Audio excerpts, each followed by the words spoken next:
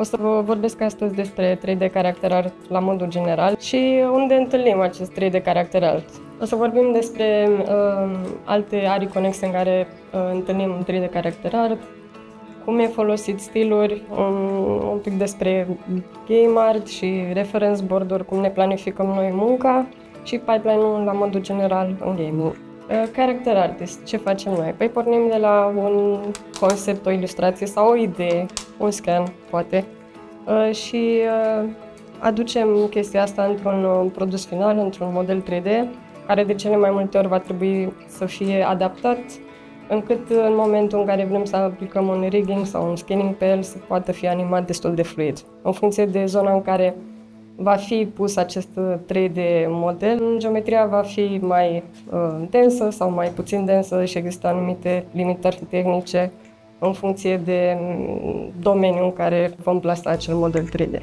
Avem 3D character art în industria cinematografică, sunt diverse stiluri, avem, de exemplu, animații scurte sau pur și simplu un film întreg făcut în 3D, cum ar fi ăsta, Hop-Up. Da?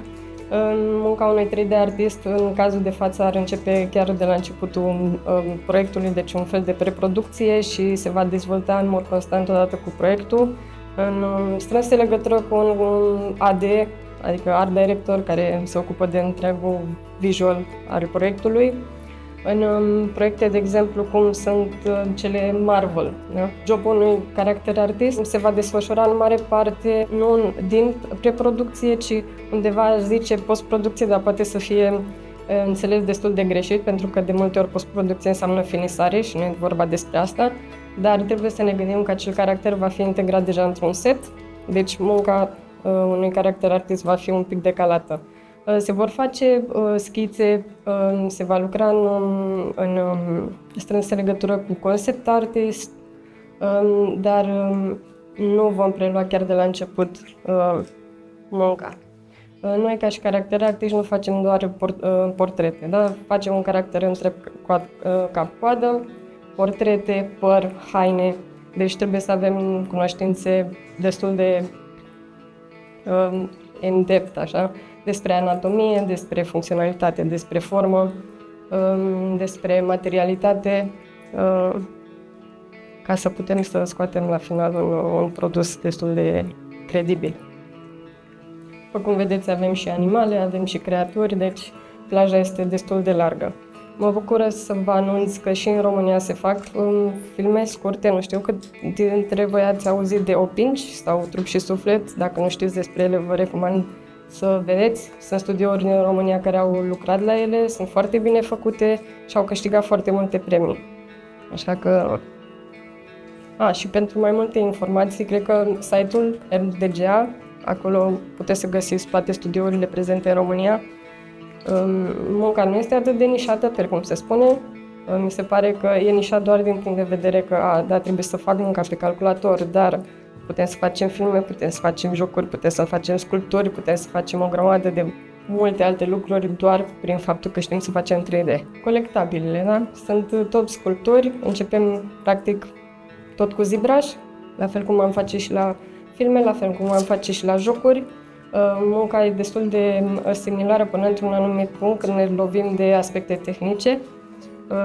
De exemplu, în cazul colectabililor nu mă interesează să am un edge flow anume, pentru că această sculptură nu va fi animată în niciun fel, deci nu mă interesează cum e geometria, mă interesează să am suficient de multă geometrie ca eu să pot să includ suficient de multe detalii pe ea și să fie să se înțeleagă, să se vadă, să fie ok în proporție cu scara la care e făcută sculptura. Dacă sculptura are dimensiuni mari, atunci vor intra detalii mult mai mici pe ea, deci o să am detalii medii, mici și mari.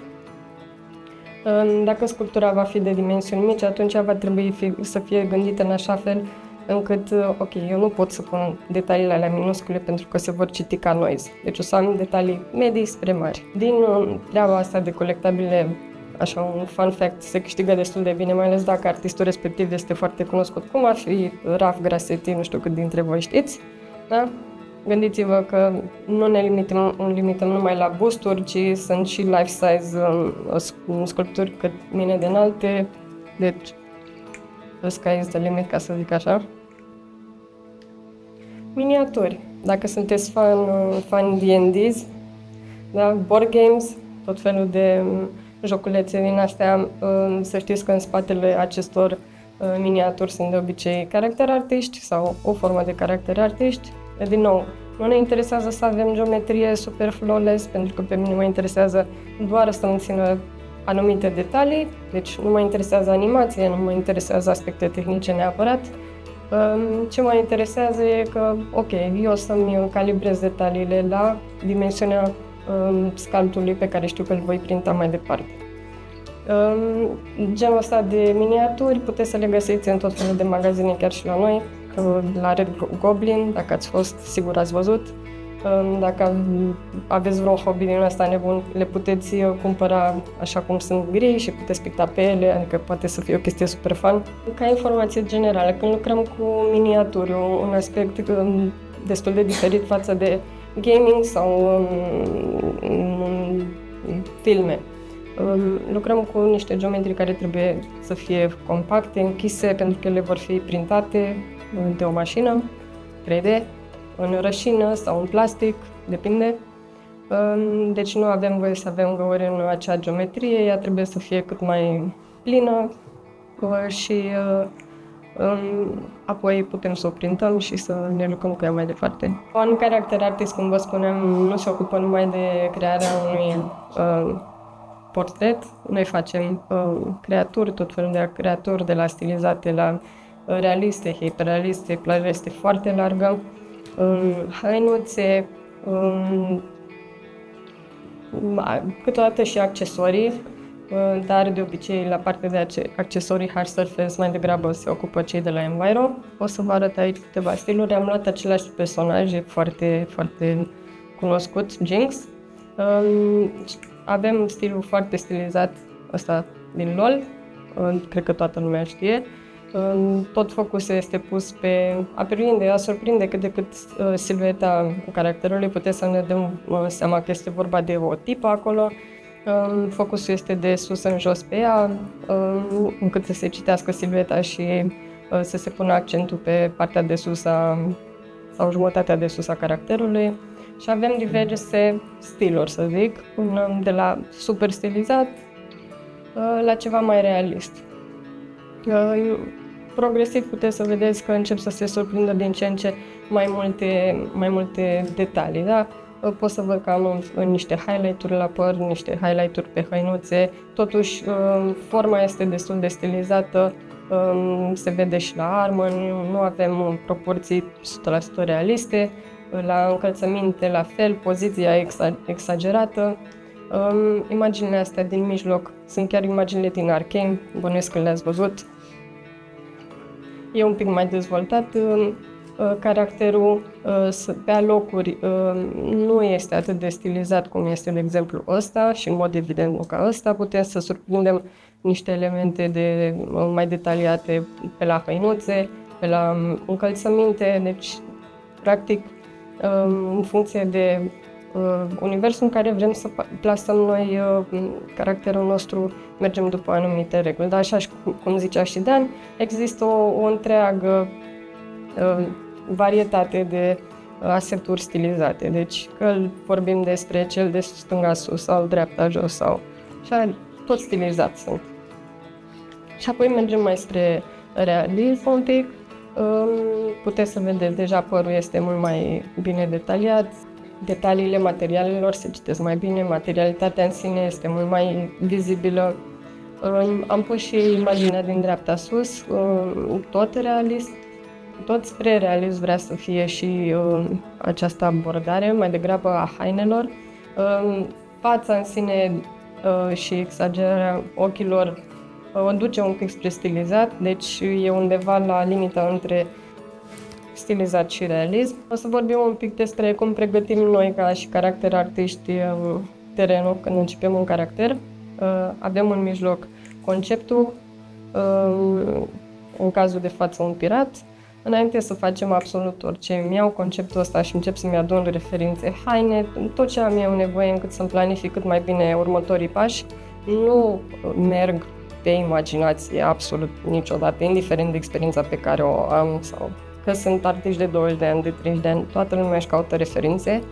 Ochiul te păcălește foarte tare în momentul în care începi să faci anumite lucruri, așa că întotdeauna e bine să adunați referințe, aveți un PureRef, apropo ăsta,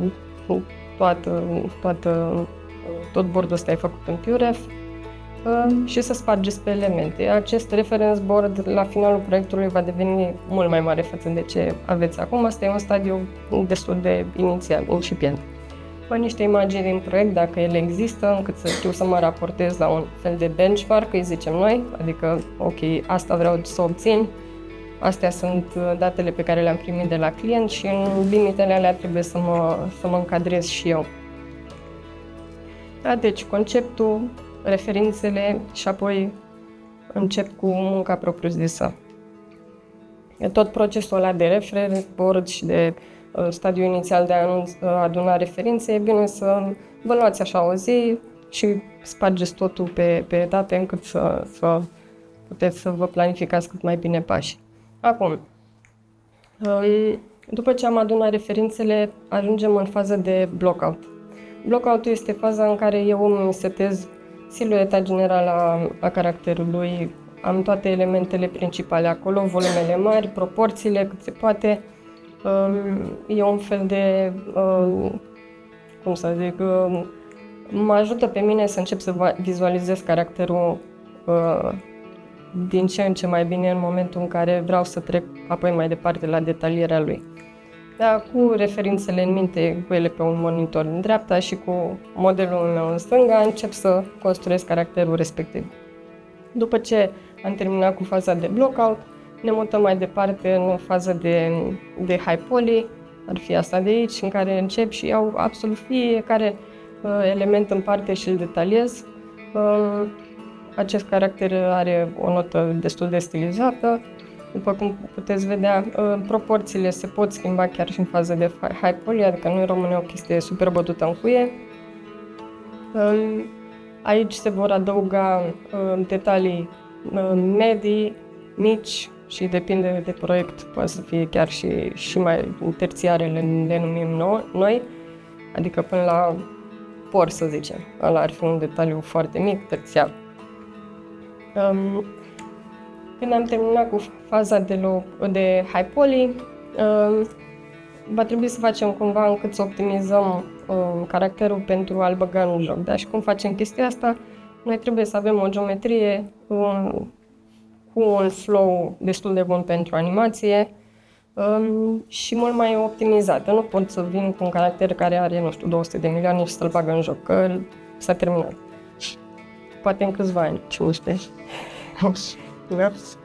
Și va trebui să fac să trec printr-un proces care se numește retopologie. Practic, vin și redesenez toată geometria aia pe volumele pe care le-am realizat în high poly, având mereu în minte funcționalitatea obiectului, pe unde se va mișca mâna sau piciorul, unde am eu jointurile, să știu să am niște edge flow-uri curate, încât să nu-mi facă clipping geometria, adică să-mi intre un poligon printr-un alt poligon sau alte erori de genul.